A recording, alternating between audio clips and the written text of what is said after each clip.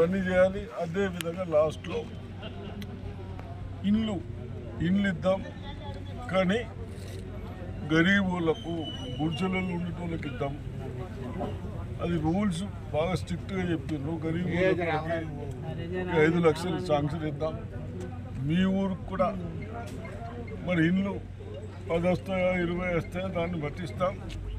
మీరందరూ పెద్ద మనుషులు ముసుగురికి ఎవడు గరీబ్ వాళ్ళకి ఇవ్వాలి.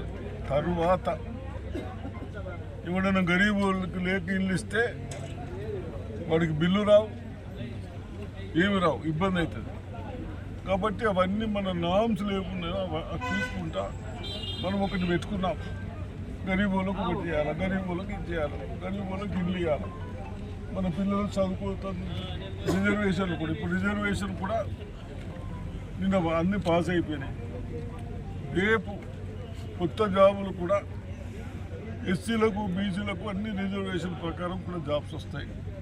తప్పనిసరిగా ఇవన్నీ బాగా ఆలోచించి ఓపికలతో పనిచేసుకోండి. అధికారులకు కూడా మీరు చెప్తే తప్పు లేదు, మన తప్పుండి వాళ్ళని అంటా ఉంటారు, బాధపడతారు. కాబట్టి మీరు ఇది ఉంటే రాసి వీళ్ళు ఉన్నారు వాళ్ళు తెస్తారు, అధికారులు కూర్చొని బట్టి పని చేపిస్తారు. సరేనా? అక్కడ ఏదైతే మనం అల్లీసాగర్ రోడ్ల కార్నర్ మీద చిన్న చిన్న ఇల్లున్న వాళ్ళకు గుర్తులున్న వాళ్ళకు నీళ్లు లేవని చెప్తా ఉన్నాం. తప్పనిసరిగా వాళ్ళకి నీళ్లు సౌకర్యం చేద్దాం.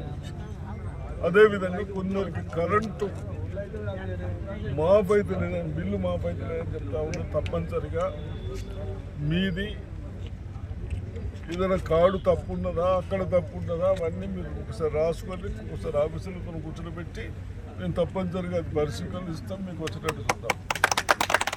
అక్కడ ఏదైతే మనం అల్లీసాగర్ రోడ్ల కార్నర్ మీద చిన్న చిన్న ఇల్లున్న వాళ్ళకు గుర్తులున్న వాళ్ళకు నీళ్లు లేవని చెప్తా ఉన్నాం. తప్పనిసరిగా వాళ్ళకి నీళ్లు సౌకర్యం చేద్దాం.